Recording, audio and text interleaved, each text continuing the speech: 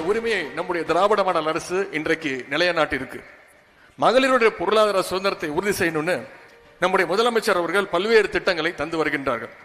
2021 ஆட்சி பொறுப்பேற்ற முதல் நாளே முதலமைச்சர் போட்ட முதல் கையெழுத்து மகளிருக்கு கட்டணமில்லா விடியல் பேருந்து பயணத்துக்கான திட்டம் தான். இன்னைக்கு அந்த திட்டத்தின் மூலம் தமிழ்நாடு முழுக்க மகளிர் 520 கோடி பயணங்களை மகளிர் மேற்கொண்டிருக்கிறாங்க. குறிப்பா இந்த மதுரையில மட்டும் 21 கோடி பயணங்களை நீங்க மேற்கொண்டிருக்கிறீங்க.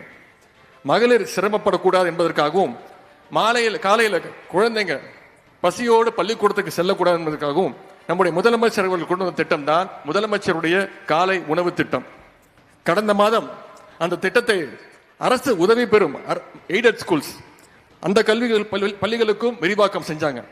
இதன் மூலம் கிட்டத்தட்ட ஒவ்வொரு நாளும் 20 லட்சம் குழந்தைங்க முதலமைச்சர் காலை உணவு திட்டத்தின் மூலம் பயன்பெறாங்க. ஒவ்வொரு நாளும் இந்த மதுரை மாவட்டத்தில் மட்டும் ஒவ்வொரு நாளும் 80,000 குழந்தைங்க மாணவ மாணவிகள் இந்த திட்டத்தின் மூலம் பயன்பெற்று வராங்க. புதுமை பெண் அப்படின்ற திட்டத்தின் கீழே அரசு பள்ளியில் படிக்கின்ற மாணவிகள் படிச்சு முடிச்சு உயர்கல்வி காலேஜ் போய் சேரும்போது எந்த கல்லூரியாக இருந்தாலும் அவங்களுக்கு மாதம் 1000 ரூபாய் கல்வி ஊக்கத்தொகை வழங்கப்படுகின்றது. அதே மாதிரி மாணவர்களுக்கு தமிழ் புதல்வன் திட்டம். இப்படி இந்த 2 திட்டங்கள் மூலமா ஒவ்வொரு மாதமும் 7 லட்சம் மாணவ மாணவிகள் பயன்பெற்று வராங்க. இந்த மதுரையில மட்டும் தமிழ் புதல்வன் புதுமை பெண் திட்டத்தின் மூலமா 15,000 மாணவர்கள் மாதம் மாதம் பயன்பெற்றுக்கிட்டு வராங்க. எல்லாத்திற்கும் மேலாக கலைஞர் மகளிர் உரிமை திட்டம் அப்படின்ற சிறப்புக்குரிய திட்டத்தை நம்முடைய முதலமைச்சர் அவர்கள் கடந்த செப்டம்பர் மாதம் துவங்கி வச்சாங்க. இந்த ஒரு வருஷத்துல மட்டும் 1,16,00,000 மகளிர் மாதம் 1000 ரூபாய் அப்படின்னு தலா 12,000 ரூபாய் வாங்கியிருக்கிறாங்க.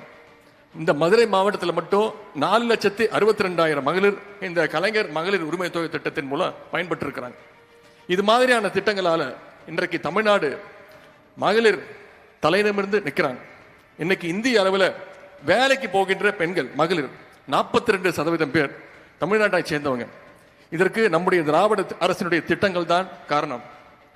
ஒட்டுமொத்தமாக கல்வியை எடுத்துக்கொண்டால் இந்தியாவிலேயே உயர்கல்வியில் தமிழ்நாடு தான் இன்றைக்கு முக்கியமான இடத்துல இருக்கு.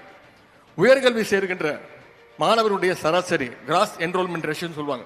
பள்ளிக்கூடம் முடிச்சுட்டு காலேஜுக்கு போற அந்த மாணவர்களுடைய சராசரி இந்தியாவிலேயே தமிழ்நாடு தான் முதல் இடம். டாப் ரேங்கிங் இன்ஸ்டிடியூட்ஸ் என்று சொல்லக்கூடிய உயர்கல்வி நிறுவனங்களை கொண்ட நம்பர் 1 மாநிலமா இன்றைக்கு தமிழ்நாடு திகழ்ந்து கொண்டிருக்கிறது. அரசு பள்ளிகளில் படித்த 100க்கும் அதிகமான மாணவர்கள் இன்றைக்கு IIT, NIT, IIM மாதிரியான உயர்கல்வி நிறுவனங்களில் சேர்ந்து படிச்சுக்கிட்டு இருக்கிறாங்க. இஸ்ரோவிலும் சிலிகான் வேலியிலும் இன்றைக்கு உயர் பொறுப்புகளில் வேலை செஞ்சுக்கிட்டு இருக்கிறாங்க. இதற்கெல்லாம் காரணம் சிறந்த பாடத்திட்டத்தை கொண்ட நம்முடைய தமிழ்நாடு கல்வி முறை தான். சமீபத்தில் கூட முதலமைச்சர் அறிவிப்பு வெளியிட்டார். அரசு பள்ளியில் படித்து வெளிநாட்டுக்கு உயர்கல்வி படிக்க போற மாணவர்களுடைய முதல் பயண செலவு முதல் ஆண்டுக்கான முழு செலவையும் தமிழ்நாடு அரசே ஏற்கும் அப்படின்ற ஒரு சிறப்பான அறிவிப்பை முதலமைச்சர் அறிவிச்சாங்க. இந்த திட்டத்தின் காரணங்களால் தான் தமிழ்நாடு அரசு இன்றைக்கு வறுமை ஒழிப்பு, மகளிர் முன்னேற்றம், தரமான கல்வி, சுகாதாரம் உள்ளிட்ட 13 துறைகள்ல இந்தியாவிலேயே நம்பர் 1 இடத்துல இருக்கு.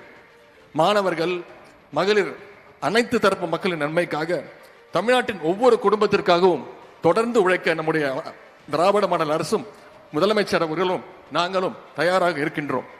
நீங்கள் இந்த அரசுக்கு எப்பொழுதும் உங்களுடைய ஆதரவை தர வேண்டும்.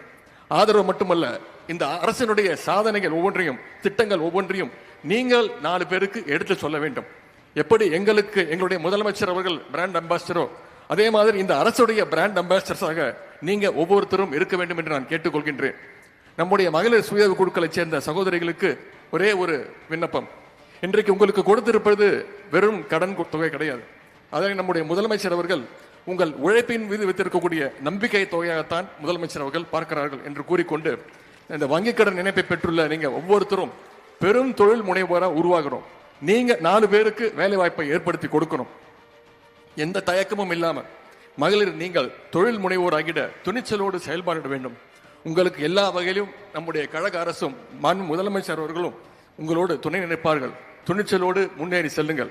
வங்கிக் கடன் இணைப்பு மற்றும் பட்டாக்கள் மற்றும் அரசு நலத்திட்டங்களை பெற்ற அத்தனை பேருக்கும் மீண்டும் என்னுடைய வாழ்த்துக்களையும் வாய்ப்புக்கு நன்றி கூறி விடைபெறுகின்றேன். நன்றி, வணக்கம்.